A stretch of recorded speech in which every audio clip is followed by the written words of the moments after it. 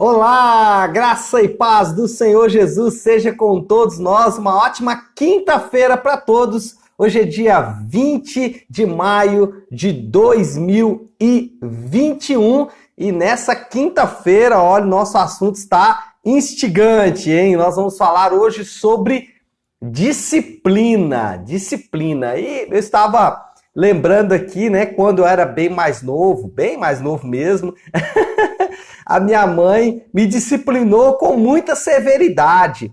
E como isso foi bom para mim, né? Como hoje, olhando para trás, eu percebo que as disciplinas da minha mãe, especialmente da minha mãe, porque era quem a minha convivência foi maior, os meus pais se divorciaram quando eu era bem novo, e a minha mãe me disciplinou bastante. E isso foi muito bom para mim. Ainda que ela não usasse, né, a forma certa de disciplinar, a disciplina da minha mãe, ela foi fundamental para forjar parte importante do meu caráter, talvez uma parte fundamental do meu caráter, e eu agradeço a Deus pelas disciplinas que a minha mãe me deu.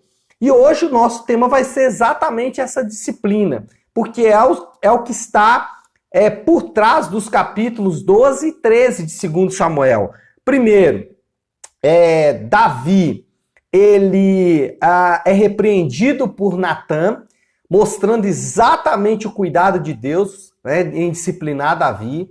Depois, Davi é disciplinado por Deus quando Deus cobra de Davi o seu pecado. Depois, Davi, ele falha em disciplinar um dos seus filhos, Amnon, e Absalão tenta tomar as rédeas ou fazer o que seu pai devia fazer, tentando disciplinar o seu próprio irmão e traz tragédia. Então nós temos 4 episódios de disciplina nesses capítulos. Algumas acontecem de forma muito positiva, outras acontecem de forma negativa e a pior delas, a falta de disciplina, que de fato talvez é o problema maior aqui nesse contexto todo de capítulo. É óbvio que ninguém gosta de ser disciplinado, e aqui eu quero fazer uma confissão, uma confissão de pecado. O meu principal discipulador no início da minha caminhada, o pastor Wesley, em algum momento da nossa caminhada, ele tentou me disciplinar. E eu já me achava muito maduro, né? Já estava pronto e não quis receber a disciplina do pastor Wesley. E hoje eu percebo o quanto isso foi drástico para mim, o quanto eu poderia, né, ter evitado sofrimento e dor para mim, para minha família, para as pessoas que eu amo, se eu tivesse aceitado a disciplina do pastor Wesley naquele momento. Apesar dele ter me disciplinado muito em alguns momentos, mas chegou um momento em que eu rompi com essa disciplina. Bom, vamos falar aqui do que o texto bíblico diz, né? Já divagamos bastante aí. Vamos falar um pouquinho aqui do texto bíblico. Primeira coisa aqui, fazer um contexto. Depois do que nós vimos ontem, né, do pecado inconsequente de Davi com Batseba, da armação que ele fez para matar Urias, e depois, quando Urias morre, Davi se casa com Batseba, parece que está tudo resolvido, mas a partir de agora Davi vai começar a colher os frutos amargos das suas próprias escolhas, os frutos que ele mesmo trouxe, os frutos que ele mesmo colheu, que ele mesmo plantou, ele agora vai colher, e nós vamos perceber que esses frutos serão amargos em excesso. Em 2 capítulos apenas, né, nesses 2 capítulos que lemos, o 12 e o 13, olha só o que vai acontecer. Davi vai ser desmascarado por Natã, vai perder um dos seus filhos lá, o fruto do pecado, a sua filha vai ser estuprada e um dos seus filhos vai ser assassinado. Ou seja, em apenas 2 capítulos, a coisa começa a degringolar para Davi. Agora, o que nos chama a atenção é que Deus não deixou Davi sem disciplina. Preste atenção nisso. Deus não deixou Davi sem disciplina. Isso é importante porque lá no Novo Testamento, especialmente no livro de Romanos, Deus vai dizer que a ira dele, quando se manifesta, ela deixa o homem ser quem o homem quer ser. Ou seja, já ouviu aquela expressão que Deus está pesando a mão? Na verdade, quando Deus está pesando a mão, ele está disciplinando com amor. Se Deus tirar a mão, aí Deus está aplicando juízo. Quando Deus deixa o homem viver da forma como ele quer. E esse é o pior lugar que o homem pode estar. Eu até quero indicar, se você quer entender um pouco melhor o assunto, eu fiz uma exposição, está no canal da Nave, no YouTube. Estiverem reunidos ao tema da ministração, foi do último domingo agora. E eu falei exatamente sobre um caso na igreja de 1 Coríntios, na igreja de Corinto, que está relatado em 1 Coríntios capítulo 5, aonde Paulo fala de um indivíduo que está em uma relação incestuosa. Ou seja, aquele indivíduo ele foi até certo ponto que não tinha mais retorno para ele. Então, quando Deus tira a mão, quando Deus permite que o homem seja exatamente quem o homem quer ser, Deus está deixando o homem à própria sorte. E esse talvez seja o pior cenário para o homem. Então, aqui no texto, a gente percebe que Deus vai disciplinar Davi. E isso é muito, muito importante. Agora, o que nós temos que falar sobre disciplina? Primeira coisa, disciplina acontece melhor. Olha que eu não estou dizendo que é no único lugar, mas disciplina acontece melhor, tem mais efetividade em um contexto de discipulado e membresia da igreja. Eu vou explicar isso melhor. Quando a disciplina é aplicada por um amigo, por um irmão na fé, essa disciplina tem um impacto. Às vezes um impacto bom. Quando o irmão corrige outro irmão, nós somos chamados a isso. Falei sobre isso anteontem também, sobre atos de nobreza, né? E a disciplina é um ato de nobreza. Quando você fala a verdade em amor para alguém, você exemplifica, expressa essa disciplina muito bem feita. Mas a disciplina efetiva, ou de forma mais efetiva, mais forte, é dentro de um contexto de discipulado. O que é um contexto de discipulado? É um contexto onde duas pessoas estão formalmente envolvidas em um processo de crescimento espiritual, onde um cristão mais maduro está produzindo influência espiritual em um cristão mais novo, aonde um cristão com mais experiência ele está conduzindo um cristão mais novo na fé ao crescimento espiritual. Então, a disciplina nesse contexto ela é muito mais efetiva. Eu recebo, e a pastora Flávia também, mais a pastora Flávia, mas eu também recebo alguns pedidos de pessoas que querem ser pastoreadas. Ela fala, eu queria ser pastoreadas por vocês. Mas a gente percebe que a pessoa não quer ser pastoreada, discipulada. Ela quer simplesmente ser aconselhada. Existe uma diferença entre aconselhamento e discipulado. É claro que no discipulado está envolvido o aconselhamento. Nós aconselhamos, mas o discipulado é muito mais do que isso. Dentro do discipulado está a disciplina. E o discípulo ele precisa estar pronto para ser disciplinado. E se você não está pronto para ser disciplinado, você não está pronto para se envolver em uma relação de discipulado. Por quê? Porque dentro de uma relação de discipulado, a disciplina precisa ser aplicada. Então, se você ainda não está sendo discipulado por alguém, procure alguém para discipulá-lo, não só para aconselhar. Dentro do discipulado, o aconselhamento acontece, mas nem sempre você pode disciplinar uma pessoa, até porque você não tem caminhada com ela para discipliná-lo. Segunda coisa aqui, segundo o contexto, é o contexto da membresia da igreja. Eu não vou ter tempo aqui, nós estamos apenas em um devocional, mas a disciplina acontece melhor em um contexto de membresia da igreja formal, efetiva. Por quê? Olha só que interessante. O pior problema que qualquer um desses indivíduos envolvidos aqui nessa situação toda, tanto Davi como Absalão, Amnon e Tamar, era perder as suas prerrogativas do reino. O que é isso? Davi, ele temia, entre outras coisas, ser retirado do trono. Amnon, ele perderia, por ser o filho primogênito, o filho mais velho de Davi naquele cenário, perderia suas prerrogativas de herdeiro do reino.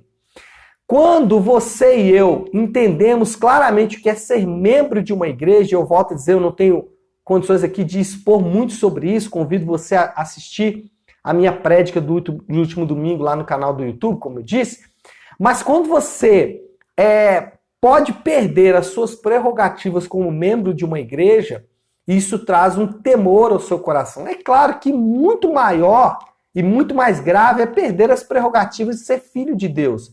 Mas Jesus, em Mateus 18, fala sobre isso, sobre a igreja considerar o indivíduo gentil e publicano.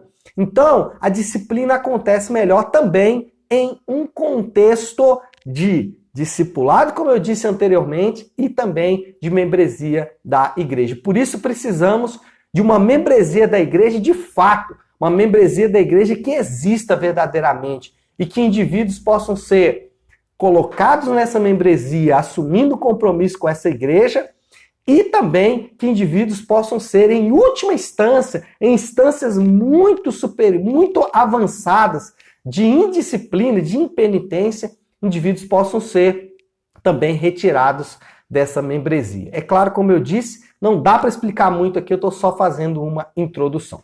Segundo aspecto aqui, ser disciplinado é um ato de amor. Anote isso aí. Quem ama, corrige. Se você tem amigos, irmãos na igreja, e esses irmãos não têm coragem de te corrigir, não têm abertura para corrigir a sua caminhada, você está como sem disciplina. E disciplina é um ato de amor. Se você não se abre para ser disciplinado, você não se abre para receber uma parte importante do amor, que é quando a pessoa te ama a ponto de corrigir a sua caminhada. Então, quem ama, corrige. Por quê? Porque a disciplina também é um ato de amor. E você precisa exercer amor na vida das pessoas através da disciplina. Você precisa exercer amor disciplinando pessoas, mas você também precisa receber amor representado pela disciplina. Você precisa receber amor através da disciplina. E em terceiro lugar, para nós orarmos, Jesus, ele é um disciplinador por natureza. Olha só, presta atenção na caminhada de Jesus aqui na terra, em suas palavras. As palavras de Jesus, em muitos momentos, elas funcionavam como uma vara. E uma vara para fazer o quê? Para fazer os indivíduos voltar ao caminho certo, para fazer os indivíduos voltar ao caminho que conduz à salvação, ao caminho que conduz àquele discipulado cristão, aquele crescimento cristão. Então, muitas vezes Jesus foi duro com os seus discípulos, muitas vezes Jesus foi duro com a multidão, muitas vezes Jesus foi duro com os fariseus, e sempre que Jesus era duro com essas pessoas, ele tinha um objetivo: conduzir essas pessoas de volta ao caminho. Jesus não queria ser duro apenas para ser duro. Jesus não queria ser duro apenas para ser mal educado em alguns casos, né? Porque ele é rígido, ele é bélico às vezes. Mas ele queria conduzir aquelas pessoas de volta ao caminho. Por isso que quando nós lemos as palavras de Jesus, a gente até se assusta. Em alguns casos a gente fala, não, isso aqui é impossível. Por exemplo, quando Jesus fala assim, ame os seus inimigos. A gente lê e tenta passar rápido por isso aí, né?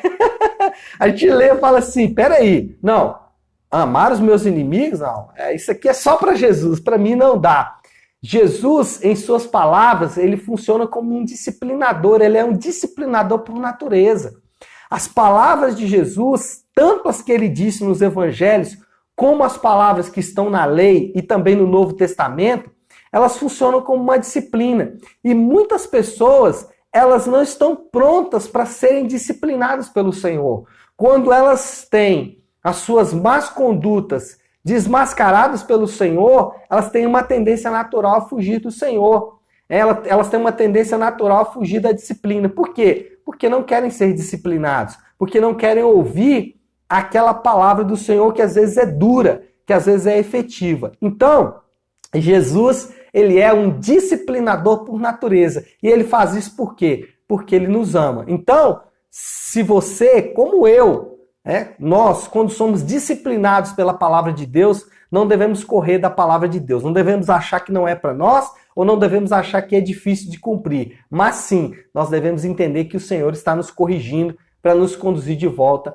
ao caminho da salvação. Então isso funciona em vários aspectos da nossa caminhada. Bom, é isso, pessoal. Eu sei que o assunto é difícil, o assunto é complicado, mas nós não podemos fugir de assuntos complicados simplesmente porque muitas vezes nós temos dificuldade de entender. Mas nós devemos nos apegar à palavra de Deus e clamar a Deus por misericórdia e graça para viver de acordo com a vontade dele na terra. Não é isso? Vamos orar? Acho que agora podemos orar. Queria convidar você aí, se você puder agora, pare aí um pouquinho aquilo que você está fazendo e vamos juntos, buscar aqui a presença de Deus. Vamos orar. Senhor nosso Deus, Pai de graça, Deus de amor e misericórdia.